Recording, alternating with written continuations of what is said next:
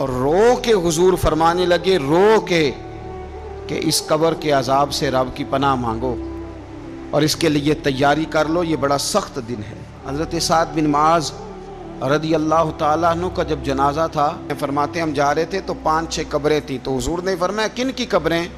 ہم نے عرض کی یا رسول اللہ صلی اللہ علیہ وسلم یہ کافروں کی قبریں۔ یہ نبی پاک علیہ السلام نے فرمایا جو مسلمان جمعے کے دن یا جمعے کی رات کو فوت ہو، حدیث کے راوی حضرت ابو ہریرہ رضی اللہ تعالی عنہ، حضور صلی اللہ تعالی علیہ وسلم نے فرمایا جو شخص بیماری سے فوت ہوا، جو بندہ سورہ ملک پڑھتا ہے، سنن ترمذی میں حضرت ابن عباس سے روایت ہے کہ حضور صلی اللہ علیہ وسلم کے ایک صحابی نے ایک جگہ خیمہ لگایا تو وہاں سورہ ملک پڑھنے کی آواز آتی تھی۔ سورہ ملک اتنی شاندار صورت ہے کہ نبی پاک صلی اللہ علیہ وسلم نے فرمایا یہ قیامت کے دن اللہ کی بارگاہ میں ناز سے جھگڑا کرے گی اور کہے گی اے اللہ یہاں تو میرے پڑھنے والے کو جنت عطا فرما یا مجھے قرآن پاک سے علیحدہ کر دے۔ اب عذاب قبر جو ہے، قبر کے اندر جو انسان کا عذاب ہے تو وہ بھی عالم برزخ کا عذاب ہے۔ میرے رسول کریم صلی اللہ تعالی علیہ وسلم نے کچھ چیزوں سے پناہ مانگی ہے، خود حضور نے، رسول کریم علیہ السلام نے پناہ مانگی۔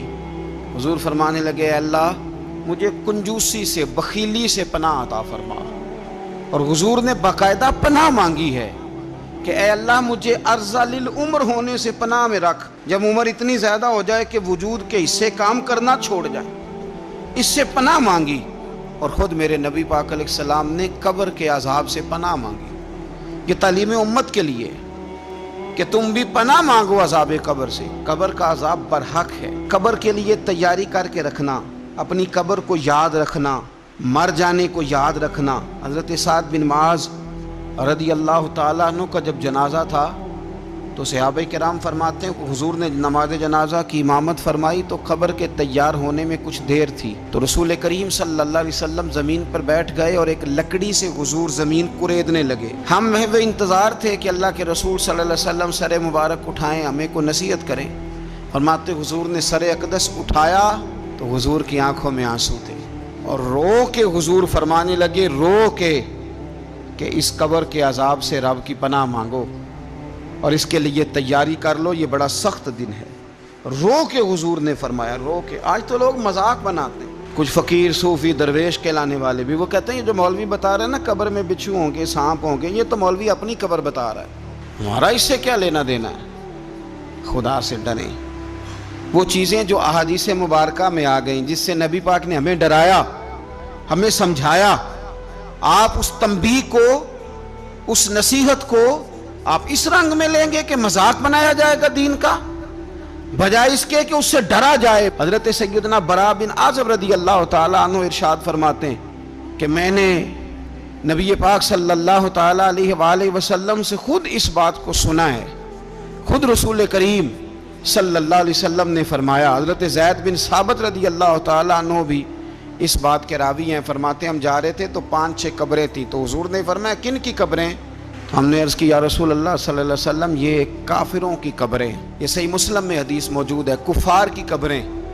تو اللہ کے رسول صلی اللہ علیہ وسلم فرمانے لگے، ذرا حدیث کے لفظوں پہ غور کرنا، حضور فرمانے لگے اگر مجھے ڈر نہ ہوتا کہ تم اپنے مردوں کو دفن کرنا چھوڑ دو گے، اگر مجھے اس بات کا ڈر نہ ہوتا کہ تم اپنے لوگوں کو، مرنے والوں کو قبروں میں دفن کرنا چھوڑ دو گے، اگر یہ مجھے ڈر نہ ہوتا تو میں سناتا کہ قبر کے اندر کس طرح عذاب ہوتا ہے، تمہیں دنیا میں رہ کے میں سناتا، پر ڈر ہے کہ کہیں تم اپنے مرنے والوں کو قبروں میں دفن کرنا چھوڑ ہی نہ دو، اس لیے میں تمہیں یہ بات نہیں بتاتا۔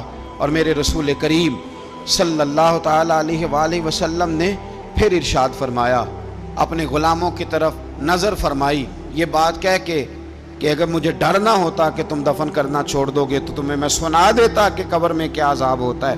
پھر حضور نے صحابہ سے فرمایا چلو بھائی دوزخ کے عذاب سے اللہ کی پناہ مانگو، تو سب کہنے لگے ہم دوزخ کے عذاب سے اللہ کی، صحابہ نے کہا ہم دوزخ کے عذاب سے اللہ کی پناہ مانگتے ہیں۔ پھر نبی پاک صلی اللہ تعالی علیہ وسلم نے ارشاد فرمایا تم سب کہو کہ ہم قبر کے عذاب سے اللہ کی پناہ مانگتے ہیں۔ تو صحابہ نے کہا ہم قبر کے عذاب سے اللہ کی پناہ مانگتے ہیں۔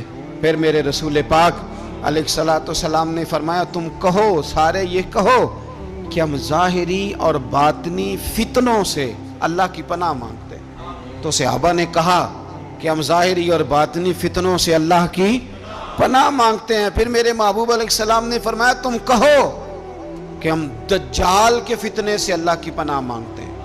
تو صحابہ کرام نے کہا کہ اے اللہ ہم دجال کے فتنے سے تیری پناہ میں آتے ہیں۔ نبی پاک علیہ السلام نے یہ الفاظ کہہ کے یہ بات بتلا کے ہمیں سمجھا دیا، ہمیں قائل فرمایا محبوب نے۔ یاد رکھنا، اس بات کو اچھی طرح سمجھ لینا کہ اگر مجھے ڈر نہ ہوتا کہ تم اپنے مردوں کو دفن کرنا چھوڑ دو گے تو تمہیں بتلا دیتا کہ قبر میں کتنا سخت عذاب ہوتا ہے۔ میرے عزیز، کچھ لوگ ایسے ہیں جن سے عذاب قبر ہوگا ہی نہیں۔ میرے رسول کریم صلی اللہ تعالی علیہ وسلم نے ارشاد فرمایا کہ جو اللہ کے رستے میں شہید ہو گیا، یہ سنن نسائی میں موجود ہے، اسے عذاب قبر نہیں ہوگا، بلکہ ایک حدیث میں تو فرمایا حساب کتاب ہی نہیں ہوگا، اللہ بغیر سوال جواب کے جنت عطا فرما دے۔ کچھ لوگوں کو لوگوں کی بخشش پہ بھی مسئلہ ہی بنتا ہے کہ کوئی بخشا نہ جائے۔ اور ایک صاحب کہہ رہے تھے جی یہ کیا معاملہ ہے کہ جمعے کو بندہ مر گیا یا فلانا ہو گیا تو اس سے حساب کتاب نہیں ہوگا، اتنے بڑے جرم لوگوں نے کی، اتنے پاپ، اور جمعے کو مر گیا تو بخشا جائے گا۔ تو میں نے کہا جرموں کا بھی اسے حساب اللہ لے لے گا، لیکن میاں حساب کتاب کی ڈیوٹی نہ اللہ کی ہے تو بہتر یہ ہے کہ اسی کے ہاتھ میں رہے، تو نہ اپنے ہاتھ میں لینے کی کوشش کر۔ سنن ترمذی کی حدیث۔ ہمیں پتہ نہیں کیا مصیبت ہے، ہمیں پتہ نہیں کیا مسئلہ ہے۔ ایک جنازے سے میں نکلا، آپ یقین کریں کبھی کبھی کلیجہ پھٹ جاتا ہے۔ میں ایک جنازے سے نکلا تو میرے ساتھ ایک بندہ جنازہ پڑھ کے نکلا تو کہنے لگا جی پیر صاحب دیکھیں آج کتنی دنیا آئی ہے، حالانکہ یہ بندہ اس طرح کا تھا، اس طرح کا تھا، اس طرح کا تھا۔ میں نے اسے کہا یار تجھے تو فکر ہی لگ گئی ہے کہیں جنت میں چلا ہی نہ جائے، تو اس طرح کرنا جنت کے دروازے کے سامنے کھڑے ہو جانا ڈنڈا لے کے کہ میں نے نہیں جانے دینا۔ شرم آنی چاہیے ہمیں۔ اللہ فرماتے ہیں جنت اتنی چوڑی ہے جتنے زمین و آسمان، اس کی چوڑائی زمین اور آسمان کے برابر ہے، تو ہم تو اپنے علاوہ کسی کو جانے نہیں دینا چاہتے جنت میں۔ اور بس کریں، جنت خدا کا فضل ہے، اور اللہ فرماتے ہیں میرا فضل میں جسے چاہتا ہوں عطا کرتا ہوں۔ یہ